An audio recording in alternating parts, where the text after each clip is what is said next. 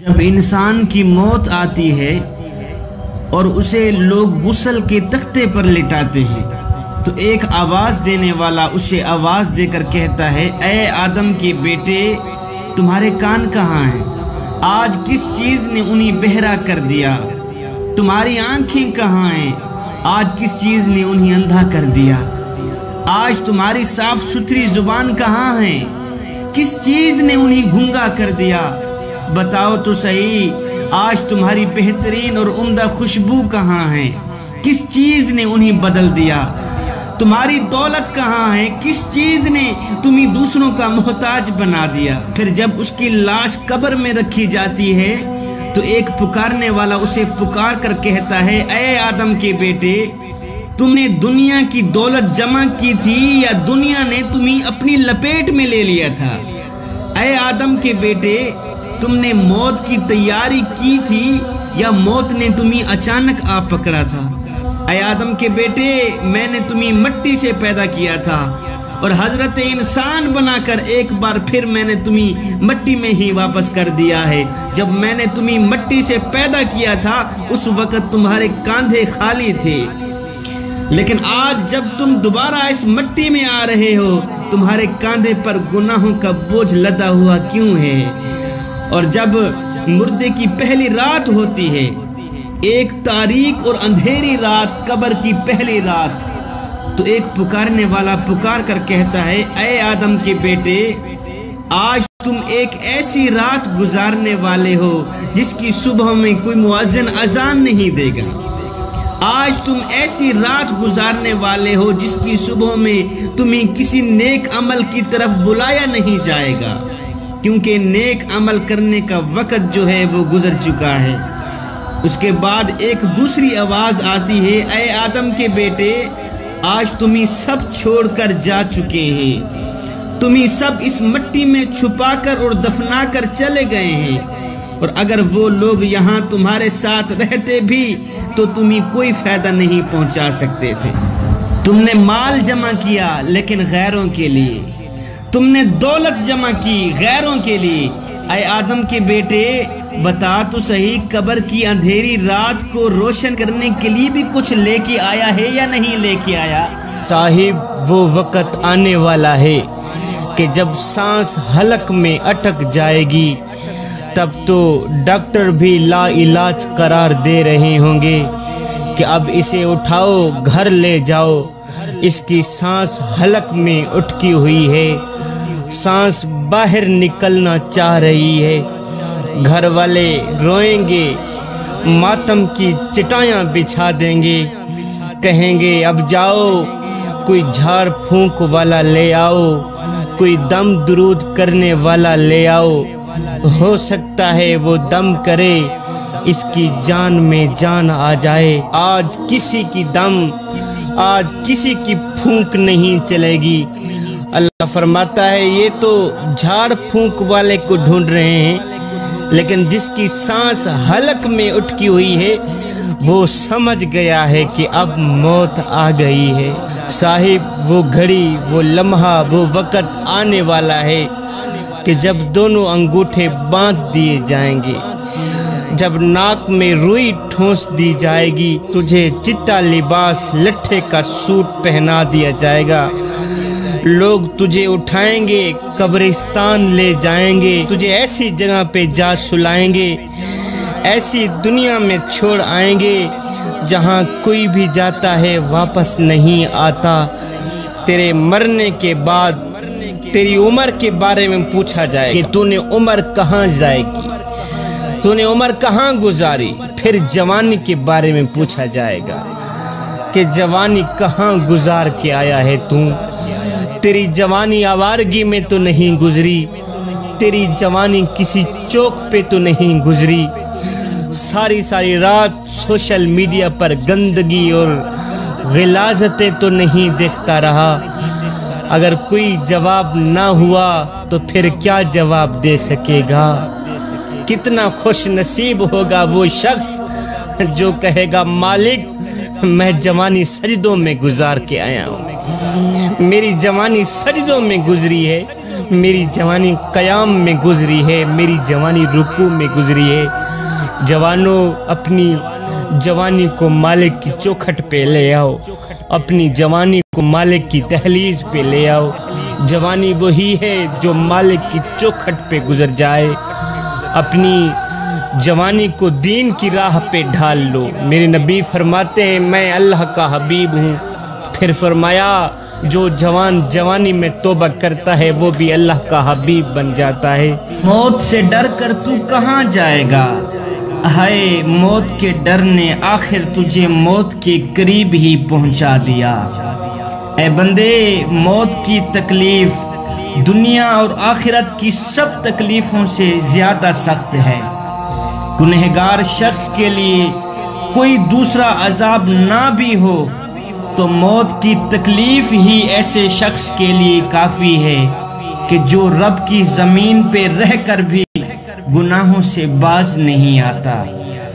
حضرت حسن بصری نے فرمایا کہ جب کوئی شخص مرتا ہے تو اس کے گھر والے رونا شروع کرتے ہیں، ادھر سے وہ رونا شروع کرتے ہیں، ادھر مکان کے دروازے پہ کھڑا ہو کے موت کا فرشتہ کہتا ہے اور رونے والوں میں نے اس کی روزی نہیں کھائی، یہ اپنی ساری روزی خود کھا چکا ہے، یہ اپنا سارا رزق خود کھا چکا ہے، اور رونے والوں میں نے اس کی عمر کم نہیں کی، یہ خود اپنی ساری عمر گزار چکا ہے، مجھے تو اس گھر میں پھر سے آنا ہے، بار بار آنا ہے، تم کیوں رو رہے ہو؟ خدا کی قسم اگر گھر والے اس وقت موت کے فرشتے کو دیکھ لیں یا اس کی باتیں سن لیں تو سارے رشتہ دار مردے کو بھول جائیں، اپنی ہی فکر میں لگ جائیں۔ اے بندے، میرے رب کی رحمت تیرا بڑھ چڑھ کے انتظار کر رہی ہے، میرے رب کی رحمت تیرا بڑھ چڑھ کے انتظار کر رہی ہے۔ جب کسی گنہگار شخص کا، بدکار شخص کا جنازہ نکلتا ہے، لوگ اسے اپنے کندھوں پر اٹھاتے ہیں تو مردے کی روح چیخ چیخ کے کہتی ہے اور مجھے کہاں لے کے جا رہے ہو، اور اپنے ہاتھوں سے مجھے آگ میں پھینکنے جا رہے ہو، اور مجھ پہ کچھ تو ترس کھاؤ، کچھ تو رحم کرو، قبر کی آگ مجھے تو دور سے دکھائی دے رہی، وہ دیکھو قبر میں آگ بھڑک رہی ہے، اور ایک قبر کی آگ مجھے تو دور سے دکھائی دے رہی ہے، تمہیں دکھائی کیوں نہیں دے رہی؟ میرے حضور فرماتے ہیں مردے کی چیخ انسان کے علاوہ ہر چیز سنتی ہے، ہر چیز سنتی ہے، اگر انسان سن لیں تو بے ہوش ہو جائیں۔ اللہ اکبر۔ مردہ اپنے عزیز و اقربا، رشتہ داروں کو، دوستوں کو چیخ چیخ کے کہتا ہے، مردے کی روح چیخ چیخ کے اپنی اولاد کو کہتی ہے اور میں نے تمہارے لیے دن رات ایک کر کے تمہارے لیے مال جمع کیا، اور تمہارے لیے تجوری اکٹھی کی، دن رات تمہاری ہی فکر میں لگا رہا کہ میری اولاد کا ایک اچھا مستقبل بن جائے، میں نے تمہارے لیے، تمہارے پیٹ کے لیے، تمہارے مستقبل کے لیے حلال و حرام کی تمیز بھی نہ کی، میں نے تمہارے لیے اتنا کچھ کیا اور تم مجھے زبردستی آگ میں پھینکنے جا رہے ہے۔ ساری زندگی جس طرح میں نے تمہاری فکر کی، کاش کی آخرت کی فکر بھی کر لیتا، آج مجھے زبردستی آگ میں نہ ڈالا جاتا۔ اللہ اکبر۔ پھر فرمایا جب مومن کا جنازہ نکلتا ہے، اللہ اکبر، میرے کریم نبی نے فرمایا، صحابہ جی یا رسول اللہ، فرمایا جب مومن کا جنازہ نکلتا ہے تو مومن کی روح کہتی ہے جلدی کرو، مجھے میرے اصلی مکان میں چھوڑ آؤ، جلدی کرو مجھے میرے اصلی گھر میں چھوڑ آؤ، ساری زندگی جس مالک کا نام جپتا رہا، ساری زندگی جس رب کا نام لیتا رہا، آج اسی کا میں نے دیدار بھی کرنا ہے، جلدی کرو، تم دیر کیوں کر رہے؟ فرمایا مردے کو جب قبر میں اتارا جاتا ہے تو وہ دو صورتوں میں پچھتاتا ہے، دو صورتوں میں پچھتاتا ہے مردہ۔ اگر وہ نیک بندہ ہوتا ہے تو اس بات پہ پچھتاتا ہے کہ اس نے زیادہ نیکیاں کیوں نہ کی۔ اگر وہ نیکوکار ہوتا ہے نا تو وہ اس بات پہ پچھتاتا ہے کہ اس نے زیادہ نیکیاں کیوں نہ کی، اور اگر وہ گنہگار ہوتا ہے تو اس بات پہ پچھتاتا ہے کہ اس نے گناہ کیوں کیے۔ جوانوں، ہم نے کبھی سوچا ہے کہ ہم مرنے کے بعد نیکیوں کی کمی پر پچھتائیں گے یا گناہوں کے زیادہ ہونے پر پچھتائیں گے؟ ہم نے تو کبھی نہیں سوچا۔ آج ہماری جوانیاں کس رخ پہ چل پڑیں، آج ہماری جوانیاں کس سمت پہ چل پڑیں، کس سائٹ پہ چل پڑیں، اور جوانی میں تو اس درد کو پیدا کرنے کی ضرورت تھی کہ ہم نے مرنا بھی ہے۔ جوانی میں تو اس سوچ کو پیدا کرنے کی ضرورت تھی کہ ہم نے قبر میں بھی جانا ہے۔ جوانی میں تو اس کیف کو پیدا کرنے کی ضرورت تھی کہ ہم نے اللہ اور اس کے رسول کو منہ بھی دکھلانا۔ ہمیں ہر وقت، ہر گھڑی، ہر لمحے یہ سوچنا ہوگا کہ ہم مرنے کے بعد نیکیوں کی کمی پر پچھتائیں گے یا گناہوں کے زیادہ ہونے پر پچھتائیں گے۔ جوانوں، یہ زندگی کے لمحے ہمارے لیے غنیمت ہے۔ انہی لمحوں میں ہم کچھ کر لیں، انہی لمحوں میں ہم کچھ اکٹھا کر لیں، انہی لمحوں میں خدا کی یاد اور محبت کے دیے اپنے دل میں جلا لیں۔ حضور علیہ السلام ایک مرتبہ نماز کے لیے تشریف لائے۔ آپ نے ایک جماعت کو دیکھا جو کھلکھلا رہی تھی، ہنس رہی تھی، یہاں تک کہ ان کے دانت بھی نظر آ رہے تھے۔ حضور علیہ السلام نے فرمایا، او ہنسنے والو، او مسکرانے والو، موت کو کثرت سے یاد کیا کرو۔ جو حالت میں دیکھ رہا ہوں اگر تم ایک بار بھی دیکھ لو تو ساری زندگی بیدار ہی رہو، تمہیں سونا بھول جائے، لہٰذا موت کو کثرت سے یاد کیا کرو۔ اور میں قبر پر کوئی دن ایسا نہیں گزرتا جس دن وہ یہ آواز نہ دے کہ او نادان، میں اندھیری کا گھر ہوں، روشنی لے کے آنا، تنہائی کا گھر ہوں، ساتھی لے کے آنا، اے مٹی کا گھر ہوں، کیڑوں کا گھر ہوں۔ جب کوئی مومن قبر میں جاتا ہے تو وہ کہتی ہے، تیرا آنا مبارک ہو، تیرا آنا مبارک ہو، بہت اچھا لگا تو میرے تک آیا۔ جتنے آدمی زمین پر چلتے تھے تو ان سب میں سے مجھے زیادہ پسند تھا، مجھے زیادہ عزیز تھا۔ میں یہ خواہش رکھتی تھی کہ تو کب میرے اندر آئے گا۔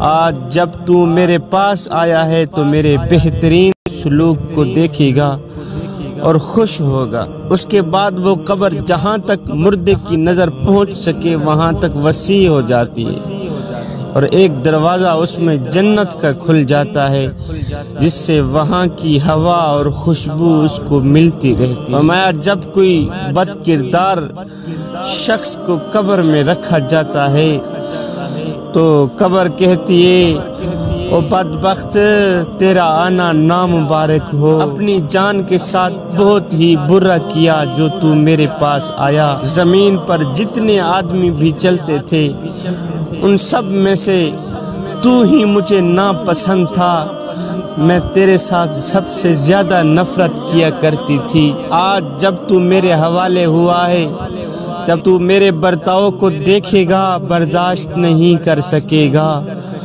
تو روئے گا، پچھتائے گا۔